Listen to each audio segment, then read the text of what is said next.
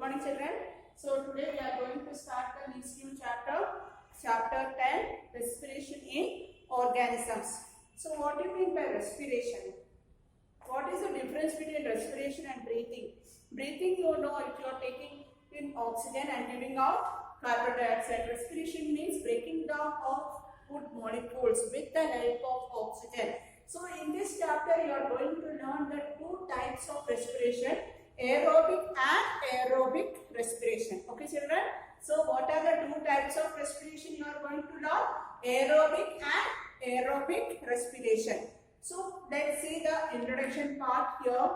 One day Boju was eagerly waiting to meet his grandparents who were coming to town after a year. So long after 1 year, the Boju's grandparents are coming to their house. He is waiting, so excited. He want to see the grandparents, so he is waiting for that. So he was in a real hurry as he wanted to receive them at the bus stop. He ran fast and reached the bus stop in a few minutes. So excited to see the grandparents, so he ran fast and reached the bus stop to meet the grandparents. So he was breathing rapidly. When you are running fast, what will happen? You will take the breath fast. His grandmother asked him why he was breathing so fast. Boju told her that he came running all the way. But the question got stuck in his mind. He wondered why running makes the person breathe faster. That time the question arises in Boju's, why while running time, why the breathing is coming so fast? Why? The reason became, what is the reason behind that? Answer to the Boju's question lies in the understanding why we breathe. Breathing is the part of respiration. Let us learn about the respiration. Okay, we are going to learn. We are going to find the answer and we are going to learn the respiration and the breathing. What is the connection between breathing and respiration? Why breathing is so important? Why respiration is so important? Let's start.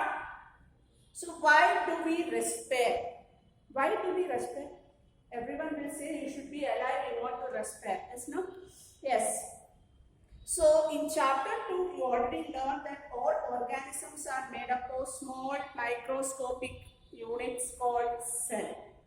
In chapter 2, you already learned your body, all the living organisms are made up of very small, tiny parts called cell. Inside the cell has so many organelles like mitochondria, Golgi apparatus, and the mitochondria is called as a powerhouse. Everything. What are the organelles present inside the cell nucleus? Due to the cell division, the cells are arising to number of times. The group of cells combine together to form the tissues, and tissues combine together to form the organs like lungs, heart, and all the organs together combine together form the organ system, that is our human body. For example, you can take the digestive system. You are talking about digestive system. Whatever organs is there in the digestive system, small intestine, it will start from the long pipe. What is the long pipe called? Esophagus. Yes, no? Esophagus. After esophagus reaches the small stomach, and after that, small intestine, large intestine, here, middle part, liver, gallbladder, everything, pancreas, everything is that. All will include that system. What is the system called? Digestive system, organ system. So now we are going to learn. So a cell is the smallest structural and functional unit of an organism. So what is the cell? Cell is the smallest. What is can define the cell? We all know microscopic. We cannot see with our naked eye cell. You can't see inside your body cells. We want to keep with the microscopic. So cell, what is the definition we can give for cell? Is the structural and functional unit of all living organisms. What do you mean by structure? The body structure, backbone, bone. The bone structure is given. Pure and functional, all the functions inside, whatever breathing, respiration, digestion, respiration and purification of blood, everything, whatever functions are going on inside your body is performed by the cell. So each cell of an organism performs the certain functions. What are the functions they are performing? Nutrition. Nutrition means digestion process. And transport. What they will transport? After the digestion over, the food materials should transport to reach all our body. The energy should reach our body. Without energy, we cannot do any work. The reaching the brain, from the brain to food, all parts of the body, the energy should reach. So who should work? Transport, that's some separate divisions are there. Excretion. Excretion means throwing out the waste products. Excretion means throwing out the waste products. They are throwing out the waste products. If they are not throwing out the waste product, what will happen? All will accumulate and it will bring the harm for your human body only. Next, coming to the reproduction. Reproduction means the giving rise to the young ones, their own young ones. Means dog will give rise to their young ones called puppy, and cat, kitten, duck, duckling, and human beings give their babies. Like that, their own young ones, they are giving rise to their own young ones. To perform these functions, the cell needs energy. As no cell needs, without energy, cell cannot perform anything. So, even when we are eating, sleeping or reading, we require energy. We are sleeping time, we are writing time, we are talking time, every time we need the energy. Yes, no children? Yes. But where does the energy comes from? The question coming from where does the energy is coming from? You will say food. Food we will eat, we will get the energy. Yes, correct. So food that stored energy which is released during the respiration. So what is the respiration? Respiration is releasing the energy when you have the food after digestion process, everything over. From the digestion now, from the food, who is releasing energy? Respiration. So therefore, all living organisms respire to get energy from food. So from where they are getting energy? Food we take. During breathing, we breathe in air. We know that air contains oxygen. We breathe out air which is contained of carbon dioxide. So we breathe in. What is breathe in? Breathe in oxygen, out carbon dioxide. This process we call it as breathing. This process we call it as breathing. Taking in oxygen and giving out, exhale and inhale out the air. Exchange of gases is called breathing, and releasing the energy is called respiration. Now clear what is the difference between breathing and respiration? So the air. So two parts, the air we breathe is transported to all parts of our body and ultimately to reach the cell. In the cell, oxygen in the air helps in breakdown of food. The process of breakdown of food in the cell with the release of energy is called cellular respiration. So what we call it as cellular respiration, the breaking down of food inside the cells with releasing the energy. After releasing the energy is called cellular respiration. Why they are given the name cellular respiration? The respiration. Why? The process of breaking down food in the cell. It is happening inside the cell, not the outside the cell. That's why they are giving that cellular respiration. So cellular respiration takes place in the cells of all the living organisms. We are not talking about non-living things. You already learned what is the difference between living things and non-living things.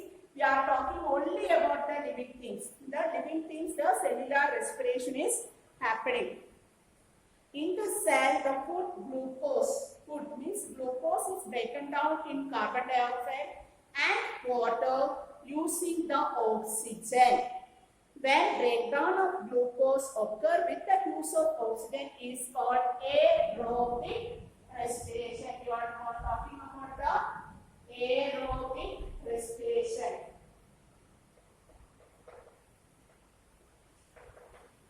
Aerobic respiration and anaerobic respiration.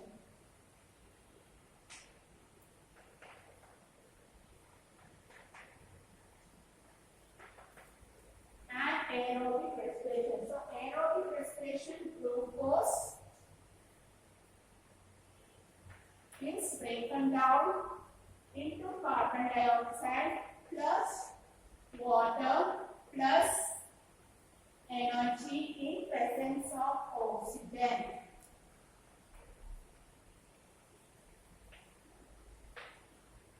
Glucose is breaking down in the presence of oxygen, converting to carbon dioxide, water and releasing the energy. This process we call it as aerobic respiration. This process we call it as aerobic respiration. Aerobic respiration, I ask you one question. In human beings, what type of respiration?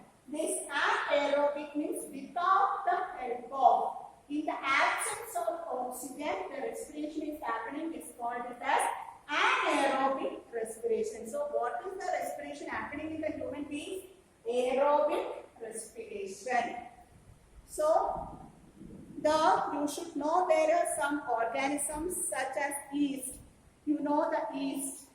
In the baking, if you are passing through the bakery shop, you will hear a smell.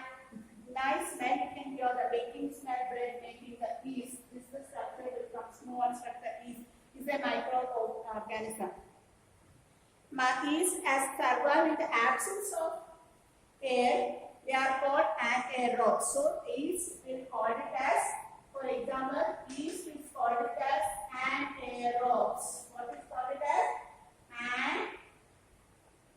Anaerobes. In absence of oxygen. So, glucose, absence of oxygen, CO2 plus water plus energy. Understood? What is the aerobic respiration? In the presence of oxygen, anaerobic respiration in the absence of oxygen, aerobic and anaerobic respiration. So our muscle cell, you can see in the blue color they are given. Yeast are the single cell organism. They respire anaerobically and during this process give alcohol. They are therefore used to make wine and beer.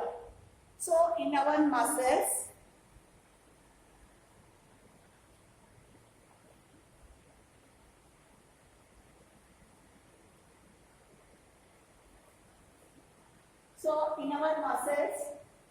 our muscle cells can also respire anaerobically. Means anaerobically means in the absence of oxygen.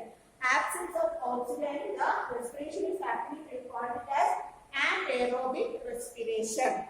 But only for the short time, not a long time, children. It is only for the short time.